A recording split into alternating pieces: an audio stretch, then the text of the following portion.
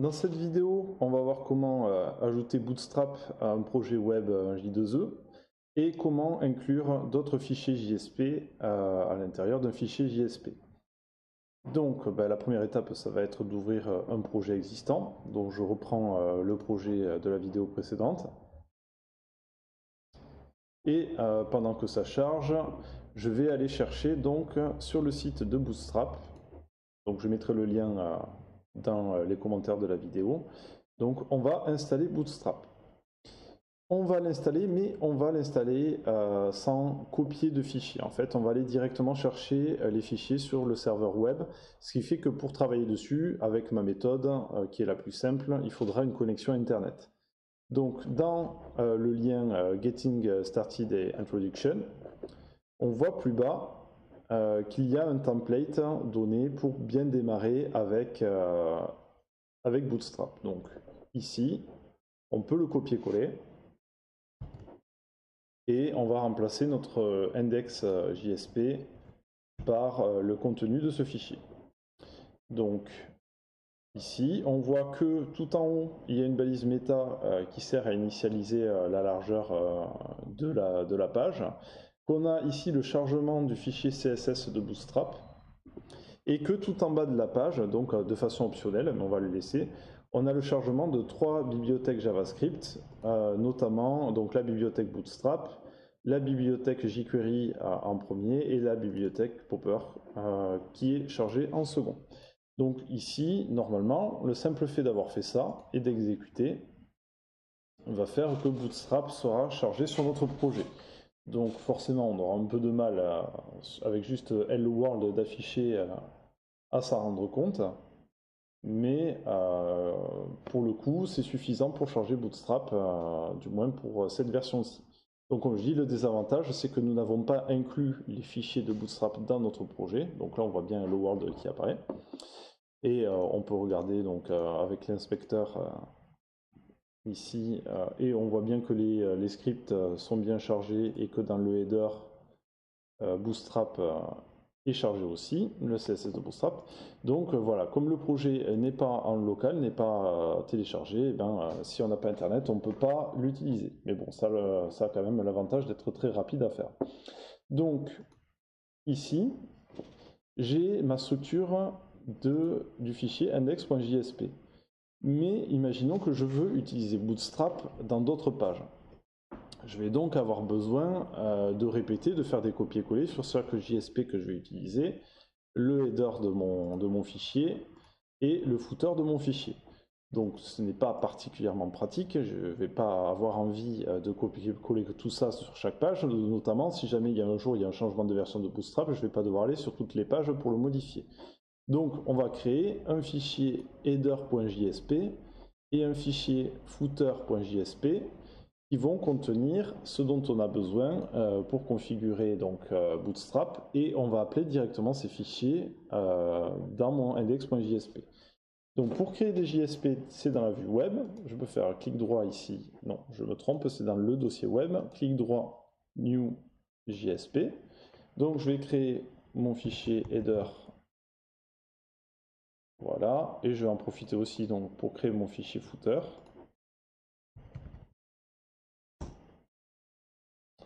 Et de mon fichier index.jsp, je vais copier-coller donc ces lignes-là.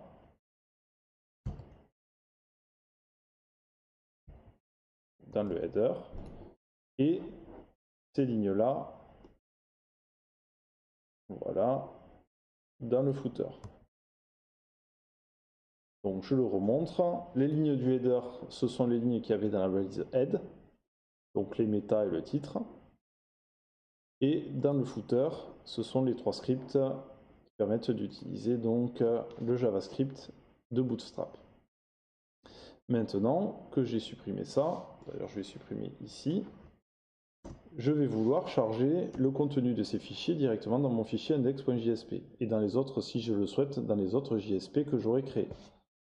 Donc ici, pour ce faire, il va falloir que j'utilise la balise donc JSP, include, Ici, automatiquement, il me propose page. Il me propose le fichier en plus que je veux charger. Donc là, je vais charger header.jsp.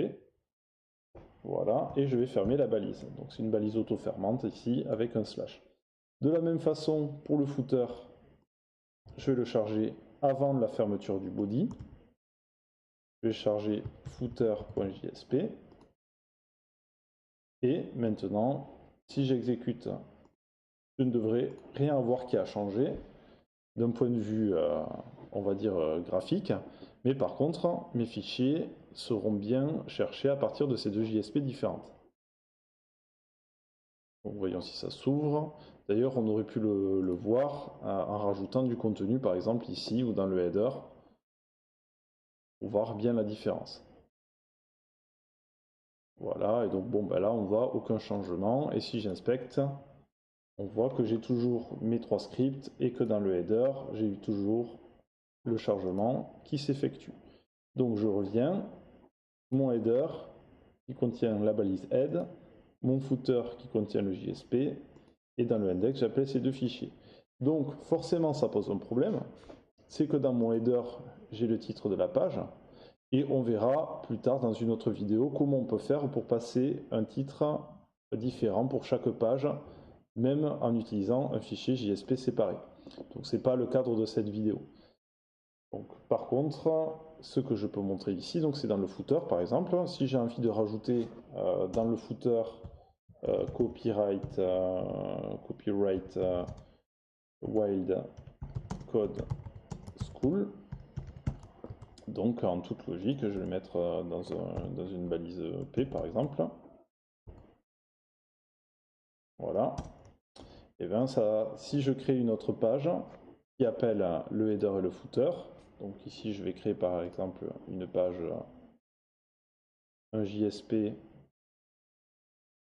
que je vais appeler other, et je vais copier-coller le contenu ici et je vais mettre another word.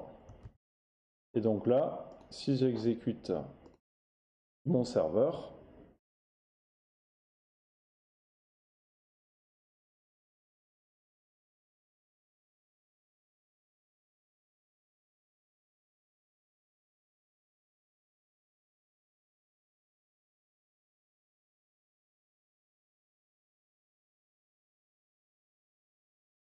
voilà, donc là, on voit que j'ai bien mon copyright sur la page d'index. Et si ici je fais other.jsp, on voit bien que j'ai un autre texte et que j'ai toujours mon copyright qui apparaît dans le footer. Et dernière chose qu'on va voir aujourd'hui, on va voir par exemple l'initialisation d'un menu avec, je sais plus les mots, avec Bootstrap. Donc ici, je vais chercher Bootstrap nav menu. Je sais qu'il y a un template, voilà, navbar par défaut. Donc là, il donne des exemples avec un exemple de navbar que l'on peut utiliser directement. Donc je vais faire un copier-coller, donc je mettrai le lien pareil dans la description. Je vais faire un copier-coller de toute cette navbar.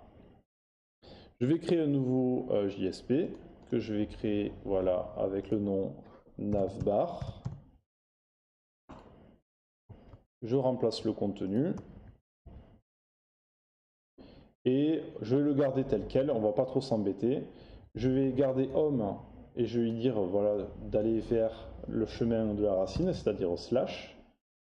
Et je vais remplacer link par other et je vais lui dire d'aller vers other.jsp. Ici avec un slash et pas un point. Ce qui fait que normalement dans ma navbar, tout le reste je n'en ai pas besoin, donc je peux le retirer. Ici, tout ce qui concerne le reste de la navigation et le form, je peux l'enlever pour ne garder que mon home et mon other, voilà, à l'intérieur de la navigation. Maintenant ma navbar, forcément j'ai envie de l'appeler sur toutes les pages. Donc ici dans mon fichier index, en haut de mon body, je peux faire pareil un JSP include de navbar.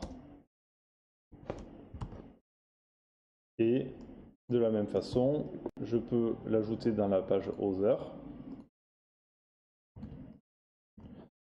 Ce qui fait que si j'exécute le serveur,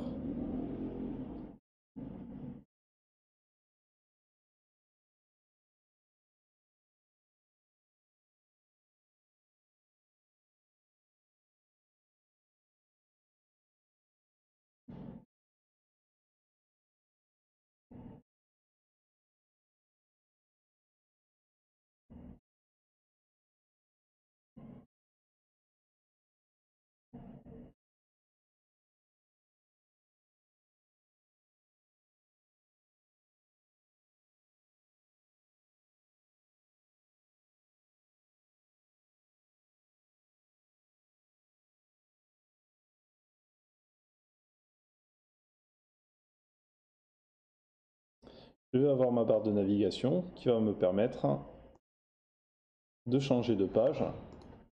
Voilà. Et donc comme on voit, c'est pas parfait parce que même si je change de page, c'est toujours la home page qui est sélectionnée par défaut. Et on verra plus tard dans une autre vidéo comment on peut faire pour envoyer des paramètres spécifiques d'une page à l'autre. De même que comme pour le titre de la page, on pourra faire en sorte que ici, ce soit le bon lien qui soit sélectionné selon la page où on se trouve. Voilà, c'était tout ce que je voulais montrer dans cette vidéo.